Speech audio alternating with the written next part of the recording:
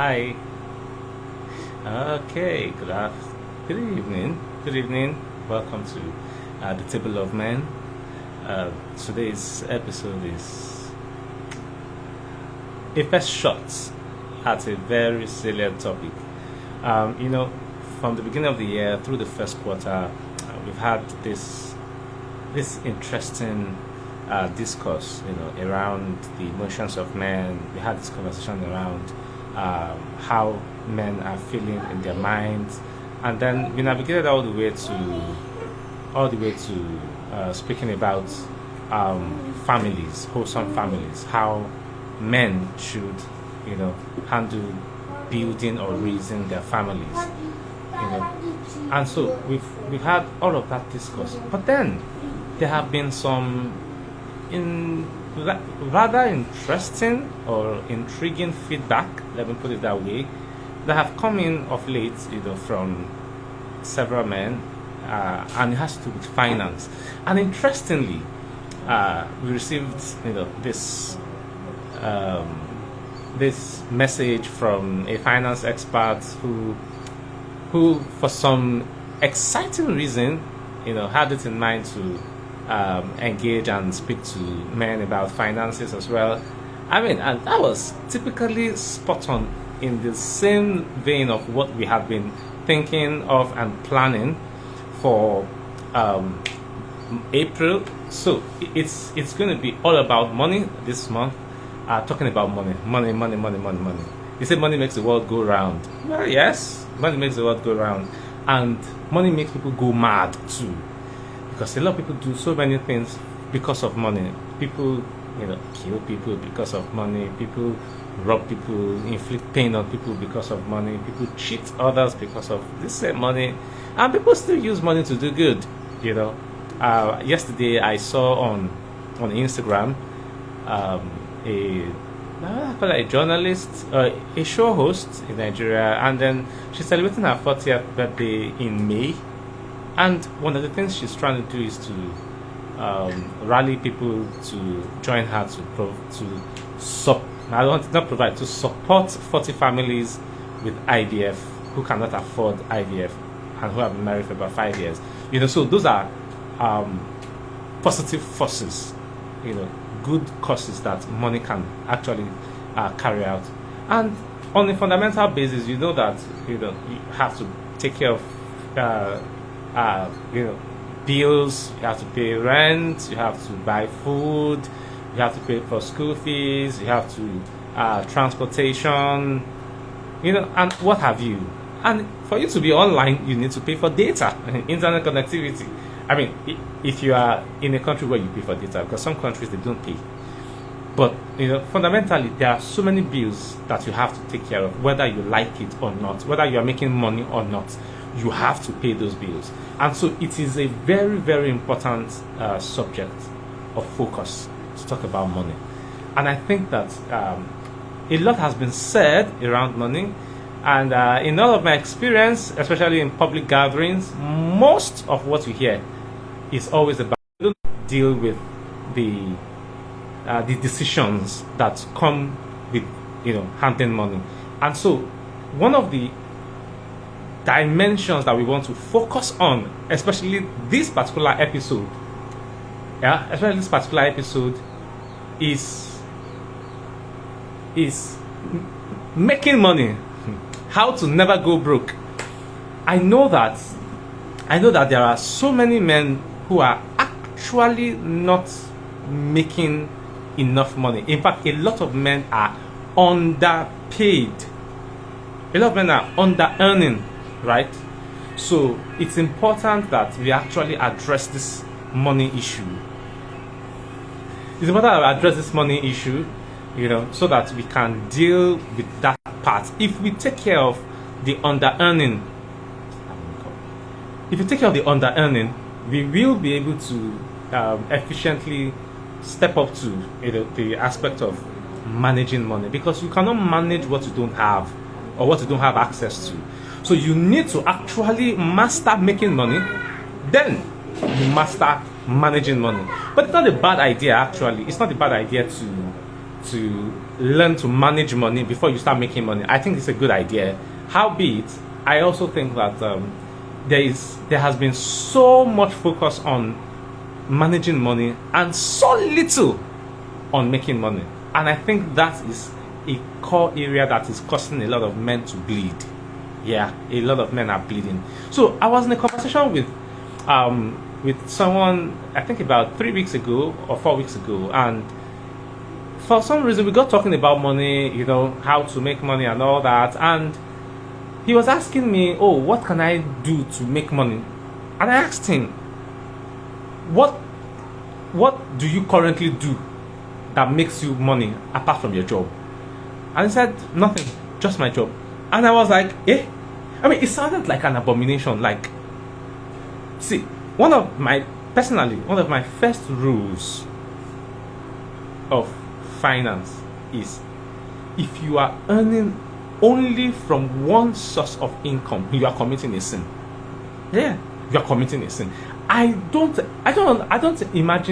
can't even imagine how anyone could be surviving on just one source of income, especially if you are not Warren Buffett or you are not Bill Gates, right? Like, how do you can't, even the Bible says, cast your bread upon what? Many waters. Because after many days you will find it. You do not know whether this one will yield or that one will yield. So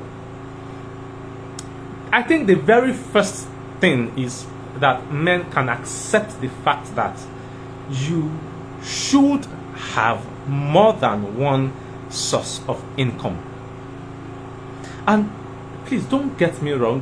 Before you start attaching conditions and characteristics and qualities to it, it's as simple as it is. Source of income. The frequency of the income does not necessarily matter yet, but you must have more than one source of income. So if you have a job that pays you a certain amount of money every month, you must have something else or other things that also bring money to you on a regular basis. Now, regular can be monthly, can be weekly, can be annual benefits, can be quarterly, but there has to be one or two or more other things that bring you money besides the main thing that brings you money.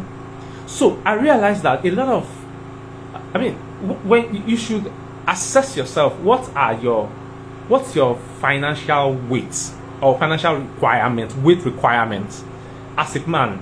If you're married or you're single or you have a child out of wedlock, whatever the case you are in, you need to first of all examine yourself, like determine what is my financial weight requirement.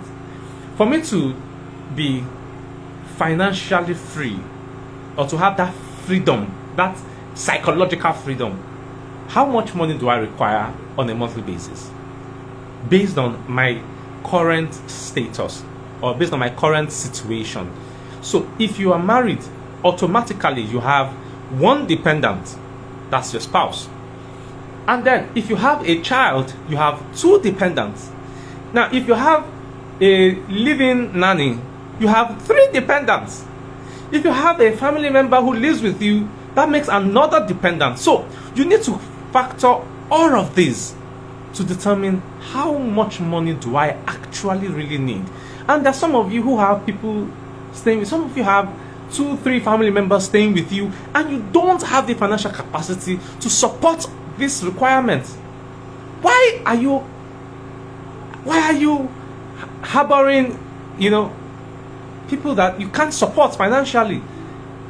I listened to a talk on money some time ago, and the speaker said that a lot of us are making very poor financial decisions.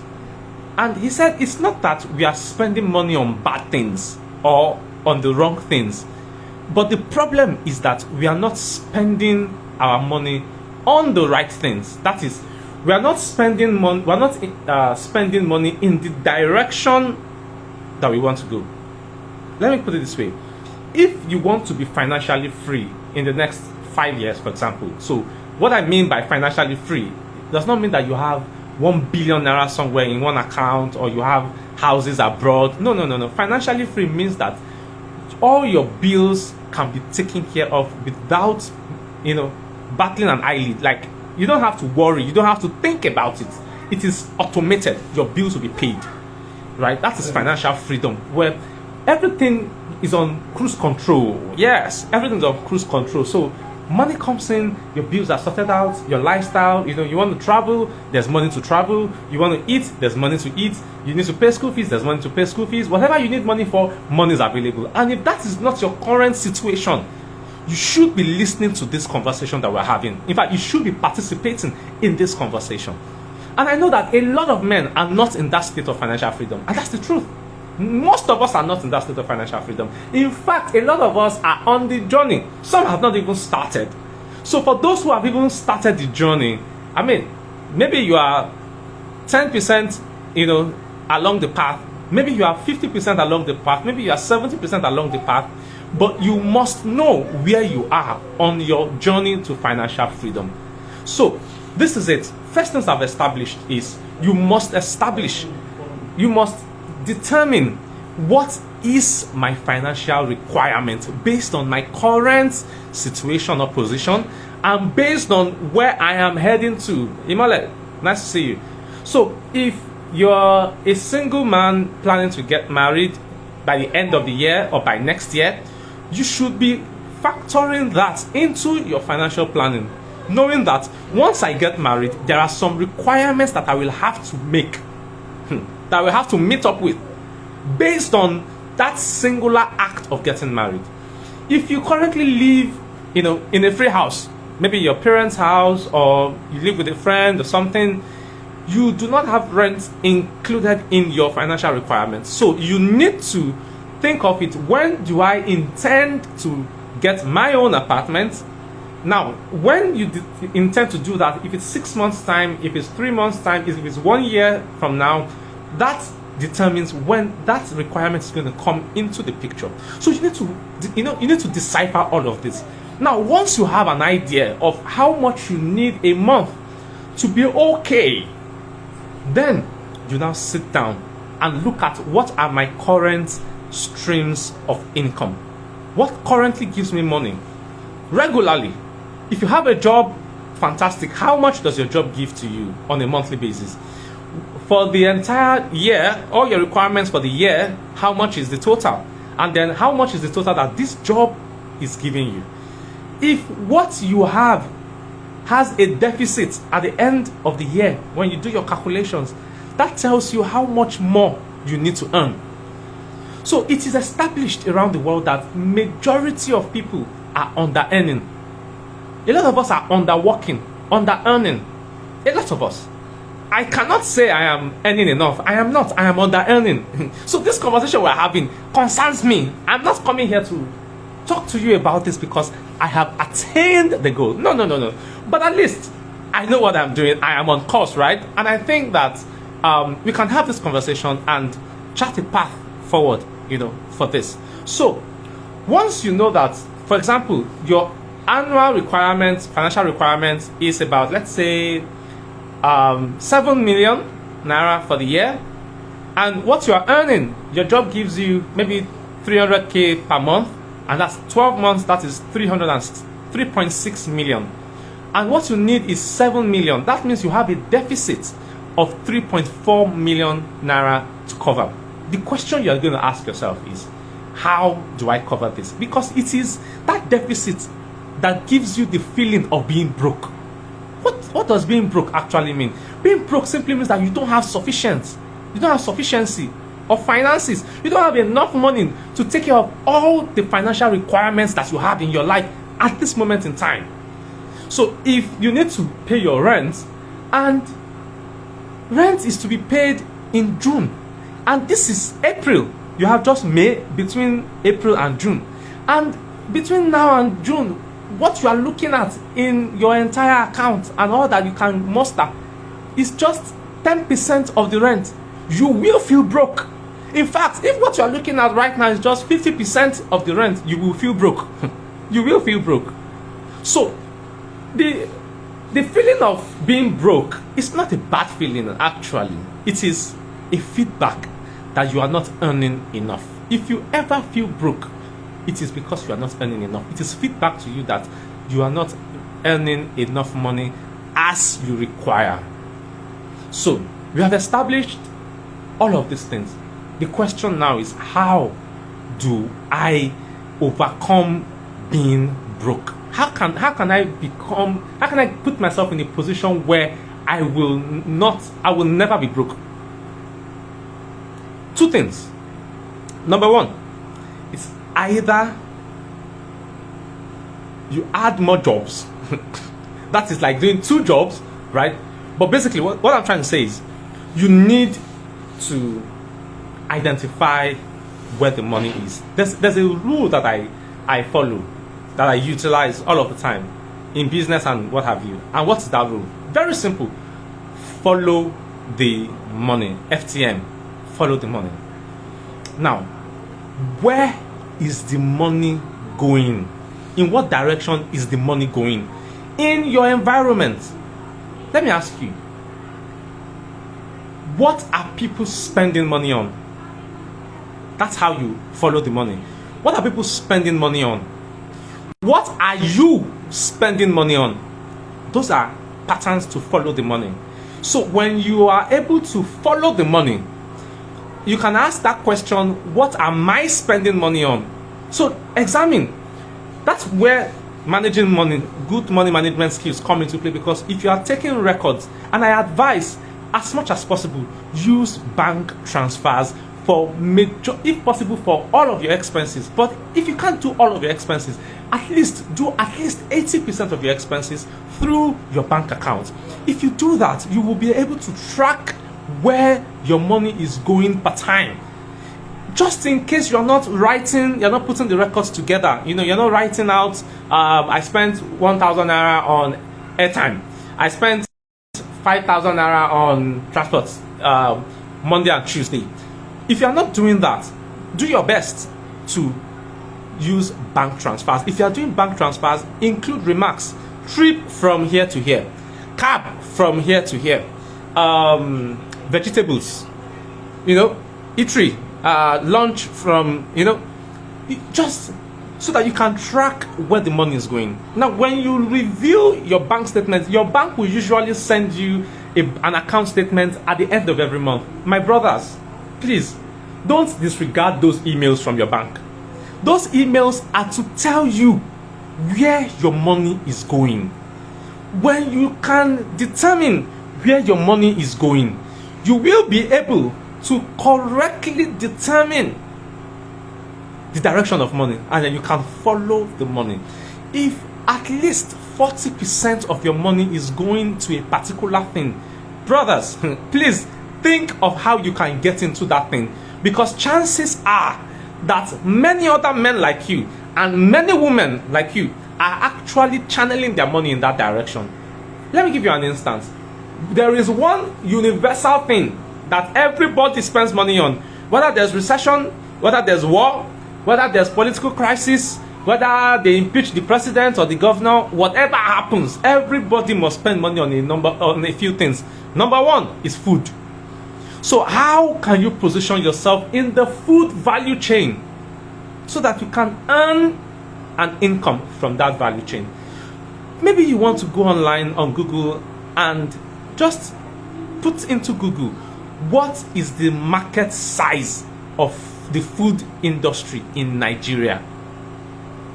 Just check that, and you can check that for your location, wherever you may be, right? What is the market size of the food industry in Nigeria? I bet you, I can bet you, just even take it easily. They say that most people live on less than $1 per day, right? 70% of Nigerians live on less than $1 per day. So let's make it very simple. Let's take an assumption that the minimum that all Nigerians live on is 10 cents per day. 10 cents, that is a tenth of $1. So if all Nigerians, for example, live on just 10 cents per day, that's not true, but let's assume. On 10 cents per day, how many Nigerians do we have? Adult Nigerians. We have more than 200 million. Let's even take 200 million for it. So we have 200 million Nigerians who live on 10 cents per day. Multiply 200 million times 10. That's how much? That is 2 billion cents. Now divide 2 billion by 100. That is to get to how much dollars. So that means you have 2 billion divided by 100. That's 200 million 20. So you have 20 million dollars being spent on food alone per day in Nigeria. 20 million dollars on food per day in Nigeria. If you cascade that across 30 days in a month,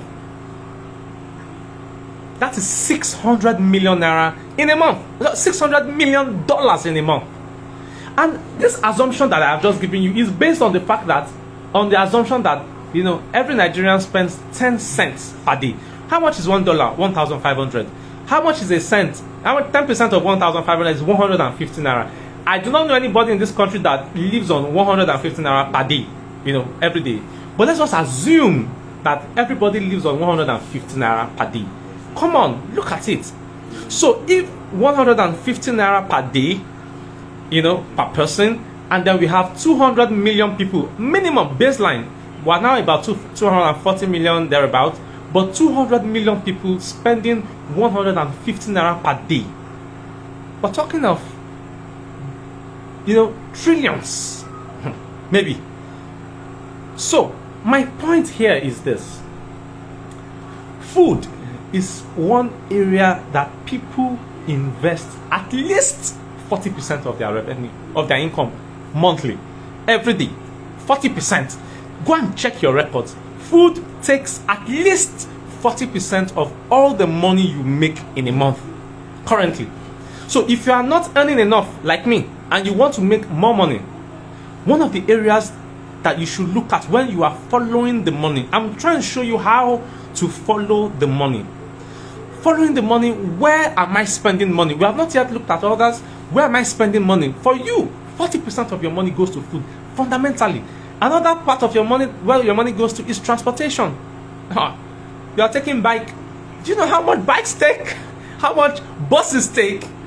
Before you now start looking at cabs. I mean, I heard, this is just out of it. I heard that when there was traffic in Lagos day before yesterday, that people were the cab fees were running into 40-something thousand naira. God damn it! Do you know what that means? 47,000. That is some people's monthly salary in one evening as cab fees.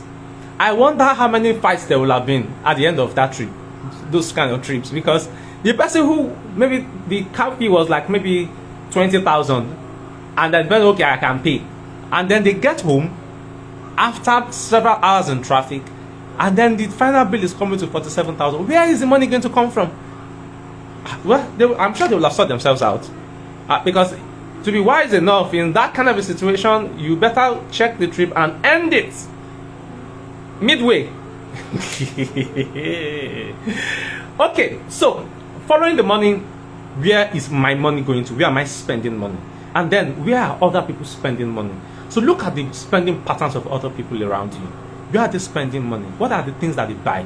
Just take an evening and just sit down on your street if you can, or take a stroll to where people are passing, or where people buy things, and just look at the things that people are spending money on.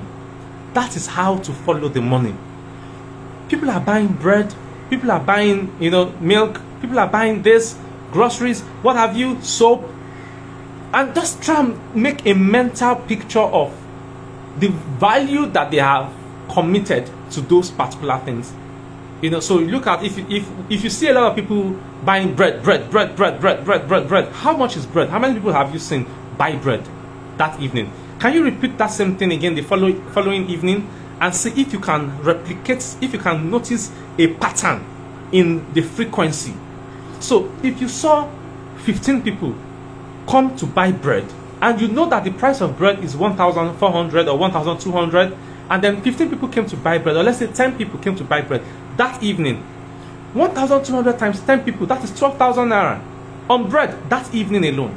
Now, the following evening, you repeat the same thing. You sit down and you observe, and you see 10 people buy bread again that same evening. And then the third night, you do it again. You see the same number or more. That can be an indication that you have found a money magnet where you can latch on to earn more money.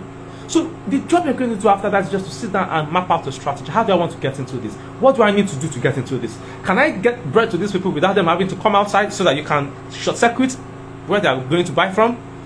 Think about it. Look around it. That's one. The second way that you can increase your income, increase your sources of income, is to look inward. What do I have to offer that is valuable? This is one area that a lot of people do not do, and we don't do well enough. Most of the time, we want to just focus on, what we think is valuable, but we are not asking questions what people want for value. I'll give you an example. Many years ago, I once had a conversation with my wife, and she was telling me that these presentation slides that you do it very well. You can make money from it. In my head, I'm like, presentation slides, I just do it. I can do it, so I just do it.